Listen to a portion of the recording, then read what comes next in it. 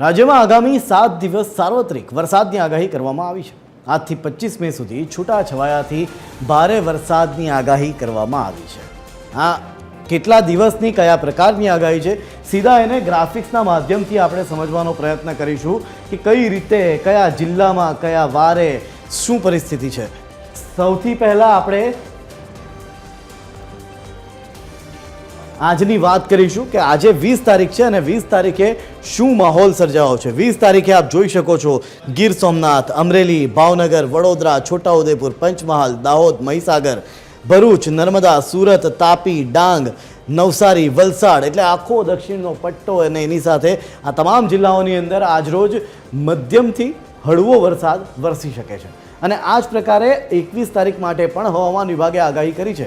21 તારીખે શું પરિસ્થિતિ સર્જાઈ શકે છે એના ઉપર જો નજર કરીએ તો 21 તારીખે સાબરકાંઠા, અરવલ્લી, મહીસાગર, પંચમહાલ, દાહોદ, આણંદ, ભાવનગર, ગીર સોમનાથ, અમરેલી, રાજકોટ આ એ જિલ્લાઓ હતા કે જ્યાં હળવો વરસાદ વરસી શકે છે। પણ આવતીકાલે ભારે વરસાદ વરસવાની આગાહી આખા દક્ષિણ ગુજરાતમાં કરવામાં આવી છે। આપ જોઈ શકો છો ભરૂચ, વડોદરા, છોટાઉદેપુર, નર્મદા, સુરત, તાપી, ડાંગ, નવસારી, વલસાડ દક્ષિણ ગુજરાતનો આખો આ જે પટ્ટો છે આખા પટ્ટામાં આવતીકાલે ભારેથી અતિ ભારે વરસાદ વરસી શકે છે। 22 તારીખની વાત કરીશું। 22 તારીખે કયા પ્રકારની પરિસ્થિતિનું નિર્માણ થઈ શકે છે। 22 તારીખની આપણે કરીશું વાત કે 22 તારીખે કયા પ્રકારની પરિસ્થિતિનું નિર્માણ થઈ શકે છે એ પણ જોઈશું, કારણ કે 22 તારીખે પણ કંઈક આ જ પ્રકારના દ્રશ્યો જોવા મળી શકે છે। 22 તારીખે આપ જોઈ શકો છો સાબરકાંઠા, અરવલ્લી, મહીસાગર, પંચમહાલ, દાહોદ, ત્યારબાદ આણંદ આ એ જિલ્લાઓ હતા કે જ્યાં હળવો વરસાદ વરસી શકે છે। પણ પરમ દિવસે ભારે વરસાદ પણ વરસી શકે છે। રાજકોટ, અમરેલી, ગીર સોમનાથ, ભાવનગર, ભરૂચ, વડોદરા, છોટાઉદેપુર, નર્મદા, સુરત, તાપી, ડાંગ, નવસારી, વલસાડ આ એ જિલ્લાઓ છે, દરિયાકાંઠાના જિલ્લાઓ છે કે જ્યાં ભારેથી અતિ ભારે વરસાદ વરસવાની પણ આગાહી કરવામાં આવી છે, જેની સાથે જ 40થી 50 કિલોમીટરની ઝડપે પવન પણ ફૂંકાઈ શકે છે। વાત કરીશું 23 તારીખે શું પરિસ્થિતિનું નિર્માણ થઈ શકે છે તો 23 તારીખે સાબરકાંઠા, અરવલ્લી, મહીસાગર, પંચમહાલ, દાહોદ, આણંદ આ એ જિલ્લાઓ હતા કે જ્યાં હળવો વરસાદ વરસી શકે છે। અને 23 તારીખે ભારેથી અતિભારે વરસાદ રાજકોટ, ગીર સોમનાથ, અમરેલી, ભાવનગર, ભરૂચ અને ત્યારબાદ આખો દક્ષિણનો પટ્ટો એટલે કે આવનારા દિવસોમાં ભારેથી અતિભારે વરસાદ વરસવાની હવામાન વિભાગ આગાહી કરી રહ્યું છે। સાથે જ જે પ્રકારની પરિસ્થિતિનું નિર્માણ થયું છે, સાયક્લોનિક અપર એર સર્ક્યુલેશન સર્જાવાના કારણે આ સ્થિતિનું નિર્માણ થયું હોવાનું હવામાન વિભાગ કહી રહ્યું છે। વધુમાં શું કહ્યું સાંભળી લઈએ।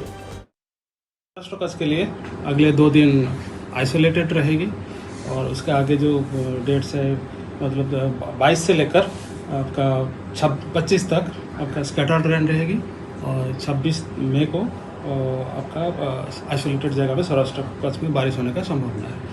और इसमें जो थंडरस्टॉर्म का भी वार्निंग दिया गया है गुजरात रीजन में, ये 21 तारीख से विथ लाइटनिंग के साथ 40 से 50 किलोमीटर गास्टिंग प्रति घंटा में स्पीड रहेगी गास्टिंग के साथ और लाइटिंग भी रहेगी।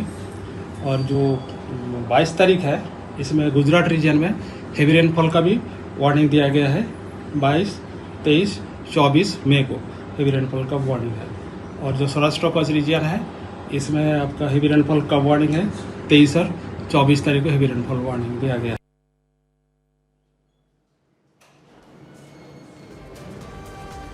તો હવે આપના ટીવી સ્ક્રીન ઉપર 4 દ્રશ્યો જોવા મળી રહ્યા છે। લાઠી, લીલિયા, બગસરા, ખાંભા આપ જોઈ શકો છો કે જે પ્રકારે હવામાન વિભાગે આગાહી કરી હતી એ જ પ્રકારના દ્રશ્યો કંઈક આજે જોવા મળી રહ્યા છે। અમરેલીમાં અસહ્ય ઉકળાટ અને ગરમી બાદ વરસાદ વરસ્યો। ધોધમાર વરસાદના પગલે શહેરના રસ્તાઓ પર પાણી વહેતા થઈ ગયા હતા। ખાંભા ગીરના ગામડાઓમાં કમોસમી વરસાદ શરૂ થયો।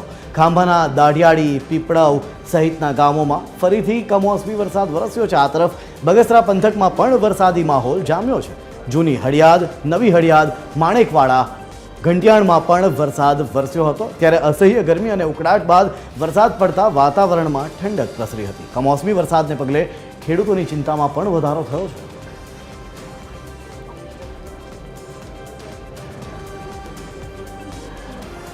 આ તરફ 40થી 50 કિલોમીટરની ઝડપે દરિયાઈ પવન ફૂંકાવાના કારણે જામનગર બેડી બંદર પર હાલ 400 જેટલી બોટ પરત આવી છે। 22 મેથી 1 જૂન સુધી દરિયામાં વાવાઝોડાની આગાહી કરવામાં આવી છે। ત્યારે સલામતીના ભાગરૂપે તમામ બંદરો પર માછીમારીનો બોટો પરત ફરી રહી છે. માછીમારી પર પ્રતિબંધ તેમજ નવા ટોકન ઇસ્યુ પર પણ હાલ રોક લગાવવામાં આવી છે. સલામતીના કારણોસર આ તમામ બોટો પરત આવી છે. ત્યારે માછીમારોને આ બોટો પરત આવવાના કારણે આર્થિક નુકસાન પણ થયું છે. આગળ ઓલું હતું સેકલોને હિસાબે ને બીજી લડાઈને હિસાબે, એટલે આ મહિનો જે કમાવાનો હતો ને એ લોકો ગયો છે. આપણે એવી કહે છે કે અધિકારીને કે આ આવતો મહિનો જે જૂન છે એક વધારે આપી દે તો આ લોકોનો જે ઘર ગુજારણ કરી શકે. ને બીજું એ કે 5 તારીખથી અમારી જામનગરની બોટું છે 8 થી 10 બોટું જક્કું પડ્યું છે. બધી જગ્યાએ આપણે કીધું છે, ગાંધીનગર લગે વાત કરી છે, અને આપણે જે ચૂંટેલા પ્રતિનિધિ છે એને પણ કીધું છે કે ભાઈ અમને અહીંયા જામનગર મોકલી દો, કે અમારા વતન મોકલી દો. ઉहाँ બોટું નુકસાન થાય છે, ઉहाँ કાંઈ ખાવા પીવાનું કાંઈ છે નહીં જક્કુમાં. બધી જે ગાંધી લગે રજૂઆત કરે જેમ બને જામનગરની જે આપણે ફિશરિંગ મરીન જે કોસ્ટગાર્ડ છે એ બધી બોલાવી લઈએ અહીંયા જામનગરમાં.